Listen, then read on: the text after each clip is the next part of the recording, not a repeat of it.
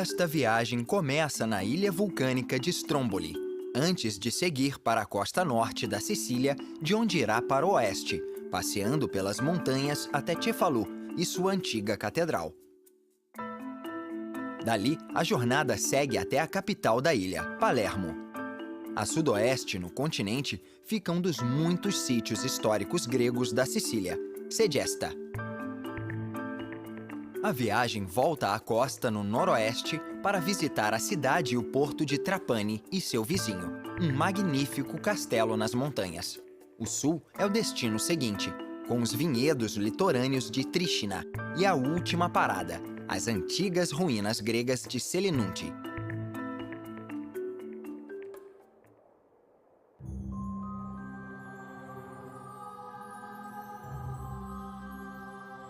Por trás da névoa matinal que cobre o Mar Tirreno, próximo à costa norte da Sicília, existe uma ilha-vulcão que vem entrando em erupção há milhares de anos. É um dos vulcões mais ativos da Terra, Stromboli. Esta é uma das 8 ilhas Eólias, uma cadeia de vulcões em forma de arco. Nela, a cada 15 minutos, uma pequena erupção lança bombas incandescentes de cinzas e lava derretida a 100 metros de altura. Durante séculos, o apelido de Stromboli foi o farol do Mediterrâneo, já que suas rochas e faíscas quentes podem ser vistas a quilômetros de distância.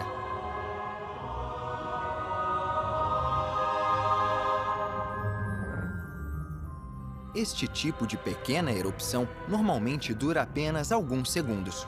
Ocorre em vulcões de todo o mundo e hoje é conhecido como erupção estromboliana. Esta ilha começou a ser formada há cerca de 160 mil anos, quando emergiu do leito oceânico numa explosão de lava e cinzas. E o incrível é que o local tem moradores. A maioria pode ser encontrada no lado leste, em San Bartolo e San Vincenzo. No início do século XX, a população da ilha era de mais de 1000 pessoas, mas hoje é de apenas algumas centenas.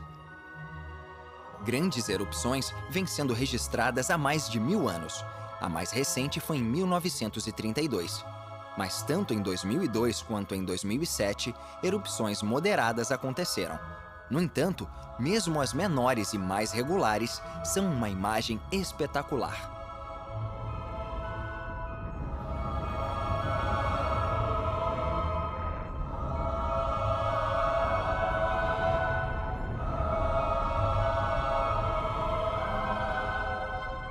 As erupções duram apenas segundos, mas a fumaça costuma demorar vários minutos para se dissipar. Ao sul de Stromboli ficam as ilhas Eólias restantes, que compreendem vulcões extintos, dormentes e ativos. Nesta cadeia, a ilha mais próxima de Stromboli é Panarea.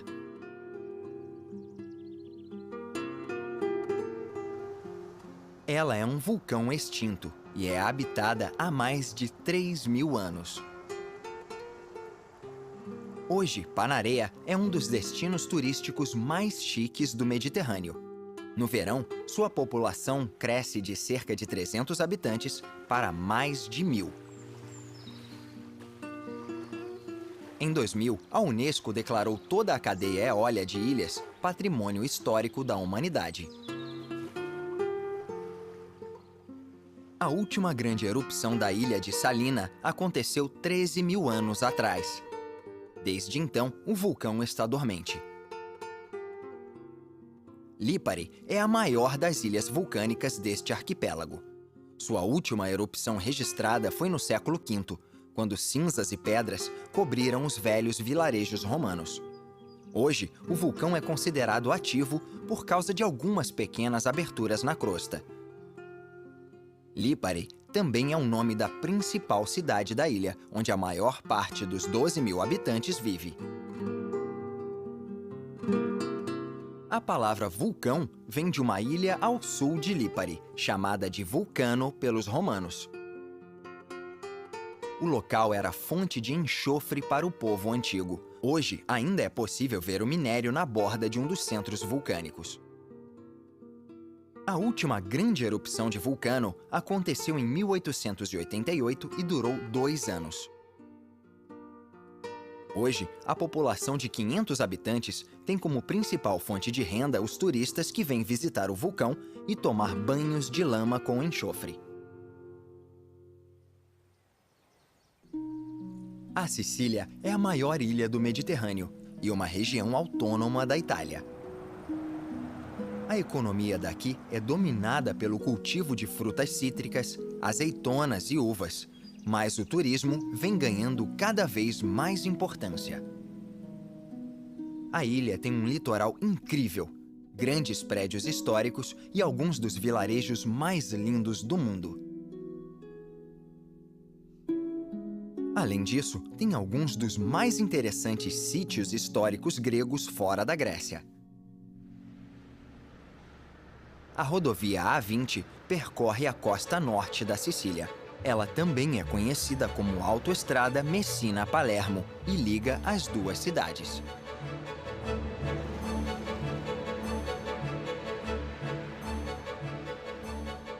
A sequência dramática de túneis e pontes oferece uma vista espetacular do litoral e das montanhas.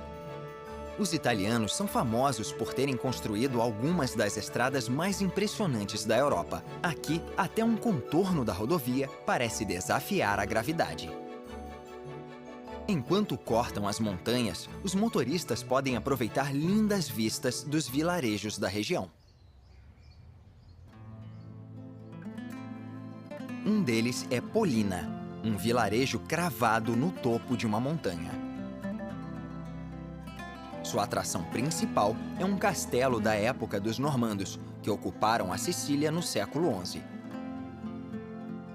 Do alto do castelo, um bom vigia podia guardar a cidade de um possível invasor.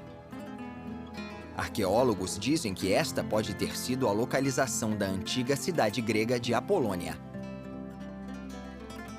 E é claro, o nome Polina, usado há mais de 1000 anos, dá certo peso à teoria. Mas seja verdade ou não, o vilarejo é um lugar maravilhoso e tem uma vista incrível, apesar de ter sido um local de difícil acesso antes da invenção do automóvel. Cefalu foi fundada pelos gregos, capturada pelos romanos e tomada pelos bizantinos. Por fim, no século IX, foi dominada pelos mouros, que construíram uma nova cidade no topo da rocha. Esta nova cidade foi ampliada pelos normandos no século XI. Os normandos também criaram a grande catedral da cidade, construída no chamado estilo romanesco, na praça principal de Cefalu, que hoje abriga o enorme número de turistas que vêm à cidade todos os anos. A cidade é um dos principais destinos da Sicília. No verão, a população pode chegar a 40.000 pessoas.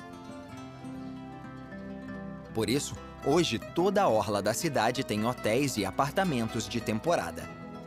A antiga Cefalu, com suas ruas estreitas, também se tornou uma atração. A catedral domina a região e recebe muitos visitantes, mas também é um local de devoção importante para a população local. Inúmeros casamentos já foram realizados nos 1000 anos em que a construção existe, como este, em que o casal feliz cumprimenta a família e os amigos.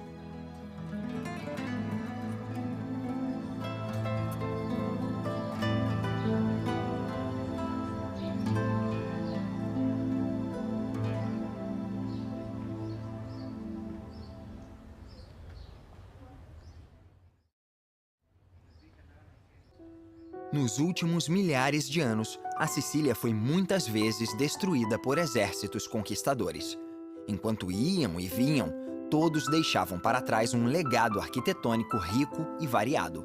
Numa colina com vista para o vilarejo pesqueiro de Porticello, ficam as ruínas da cidade de Solunto, construída pelo tirano grego Dionísio o Velho, que saqueou a cidade original e construiu uma nova no ano 397 a.C. Pouco mais de 100 anos depois, Solunto foi tomada pelos romanos e abandonada perto de 300 a.C. Ela só foi redescoberta no século XVI.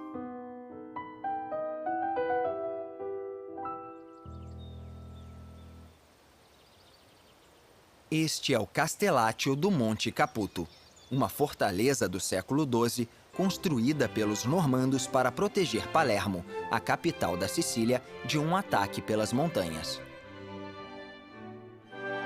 Mas sua posição estratégica também oferece a melhor vista da cidade.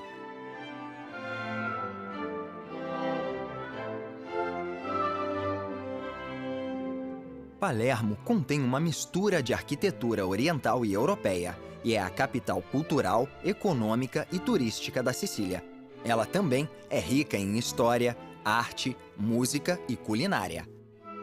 A cidade antiga tem raízes gregas, cartaginenses e romanas, e construções feitas por todos esses povos.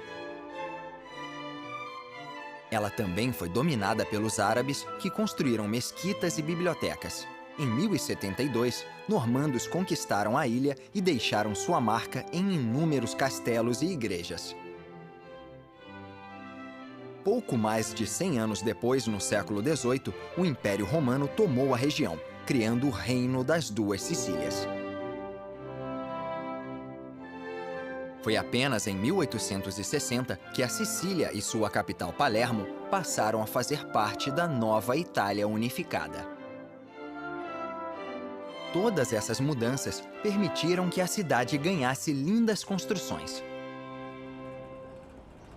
Em 1184, os normandos começaram a construção de uma catedral no local de uma antiga mesquita, que, por sua vez, já havia sido feita sobre uma antiga igreja católica. O arcebispo de Palermo queria que a nova catedral superasse a glória da igreja de Monreale. Foi assim que a guerra entre as duas catedrais começou. A Catedral de Palermo contém uma mistura de períodos e estilos. No século XIV, ela adquiriu um toque gótico. No século XV, a Torre do Sino foi construída em estilo espanhol e unida à catedral por duas pontes arqueadas de pedra.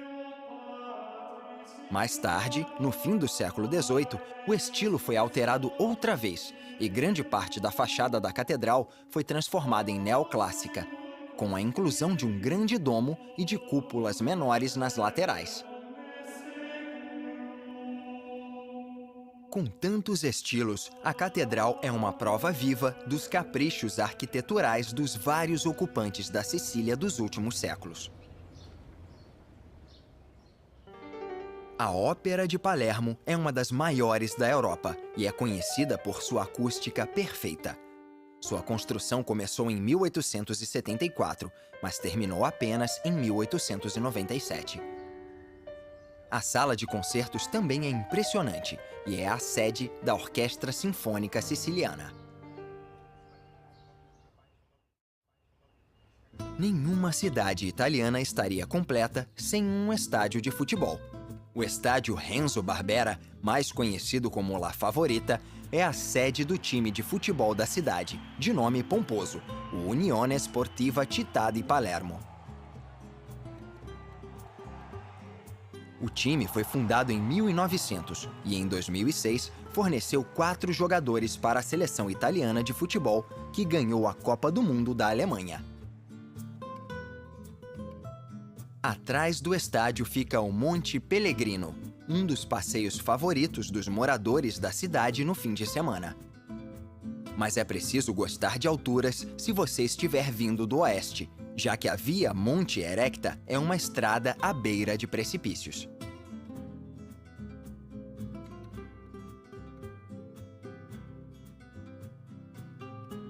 No topo do monte, a vista para o oeste, com a Baía Curva e a cidade litorânea de Mondello, é impressionante. A característica mais impressionante da cidade é o Pier Art Nouveau, construído no fim do século XIX e restaurado recentemente.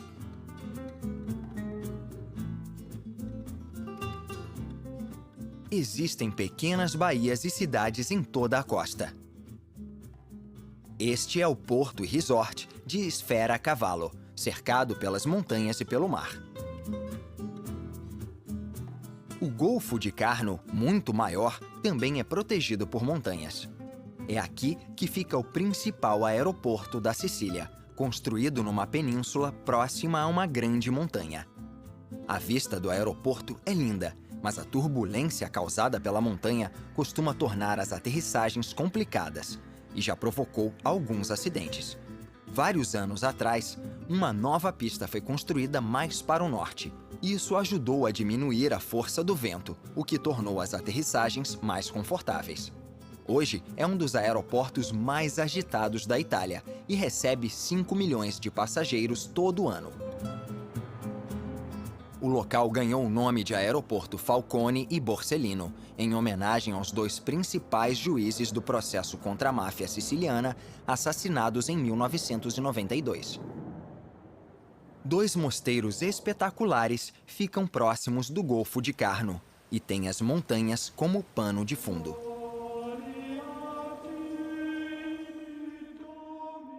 Esta é a Abadia Beneditina de San Martino delle Scale. O mosteiro original foi fundado perto do ano 600 a.C., mas foi queimado 200 anos depois pelos invasores árabes. Ele foi reconstruído no século XIV, mas grande parte do que se vê agora foi erguida em torno da construção medieval nos 2 séculos seguintes. Perto daqui, no vale seguinte, fica um outro mosteiro e uma catedral, um dos melhores exemplos da arquitetura normanda ainda de pé. Esta é a Catedral de Monreale, um monumento nacional da Sicília. É uma das atrações históricas mais importantes da ilha. Ela foi iniciada em 1174, quando o rei Guilherme II sonhou que devia construir uma catedral em homenagem à Virgem Maria. A construção levou apenas 8 anos, e o resultado é uma das mais lindas catedrais da Europa do século XII.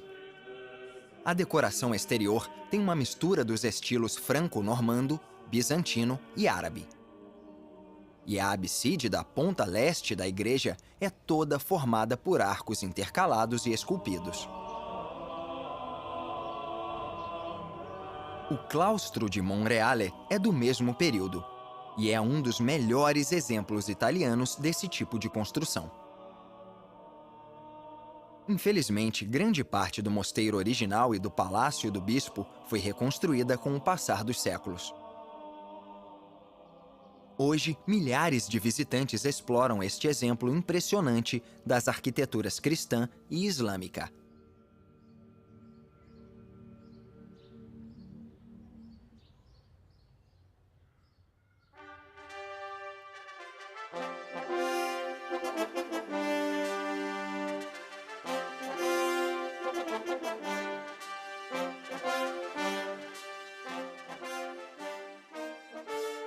A herança arquitetural da Sicília tem milhares de anos.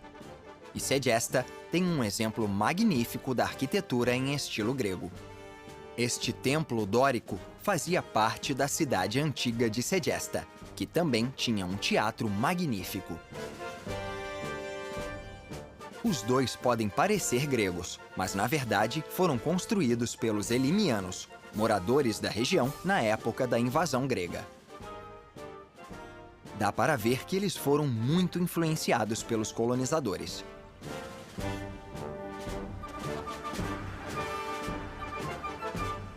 O templo foi construído entre 430 e 420 a.C. e é um dos mais bem preservados do mundo. Ele foi construído em uma plataforma com 3 degraus e contém 36 colunas dóricas simples, 12 em cada lateral e 6 em cada ponta. Vários sinais indicam que o templo nunca foi terminado. As colunas não foram frisadas, o que teria sido comum num templo em estilo dórico. Além disso, não há nenhum vestígio de um telhado. Outra pista importante que pode ser encontrada nesta relíquia incrível são as pedras usadas como base para alavancas. Elas permitiam que os operários erguessem os blocos da construção e teriam sido removidas se o templo tivesse sido terminado. Alguns dizem que a construção ficou incompleta por causa de uma guerra com uma cidade vizinha. No entanto, existem poucas evidências que provem essa teoria. Por isso, o templo continua sendo um mistério fascinante. O que realmente se sabe é que no Império Romano a cidade foi abandonada e, mais tarde, os vândalos do norte da Europa destruíram a maior parte dela.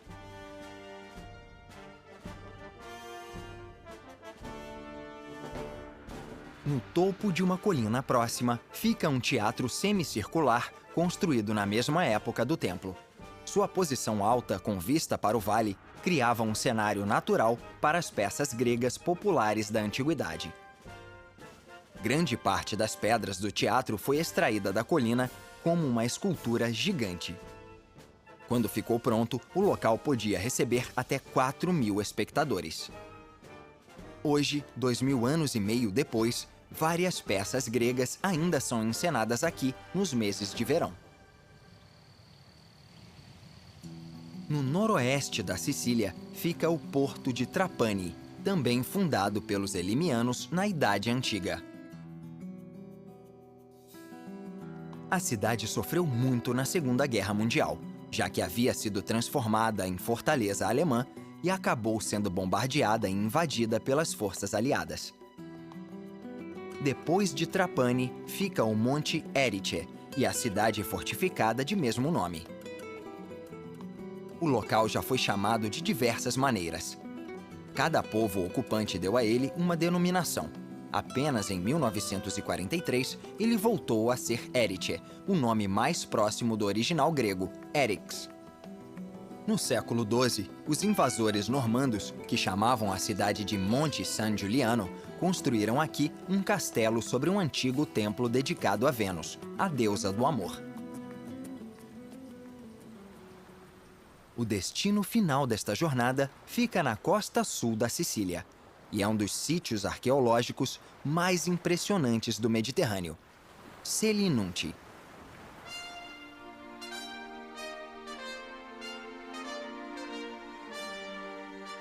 Este sítio antigo é tão importante quanto praticamente todas as ruínas encontradas na Grécia.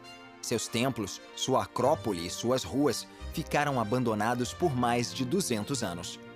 Em 409 a.C., Selinunte, uma cidade com cerca de 20.000 habitantes, deixou de ser uma das cidades mais progressivas e eminentes do Império Grego e se tornou uma grande ruína. A destruição foi provocada pelo exército cartaginense do norte da África, que cercou a cidade e, depois de 9 dias, a forçou a se render. Selinunte foi completamente destruída numa orgia de torturas, estupros, assassinatos e pilhagens, considerada repugnante até para os padrões da época. A cidade ficou escondida durante séculos, mas foi redescoberta no século XIX. Imediatamente, projetos de escavação e reconstrução foram iniciados. Hoje, se sabe que a área principal da cidade era a Acrópole com seu grande templo. Apesar de Selinunte ter sido destruída, muitas estruturas sobreviveram. Por isso, foi possível reconstruir lentamente alguns dos templos.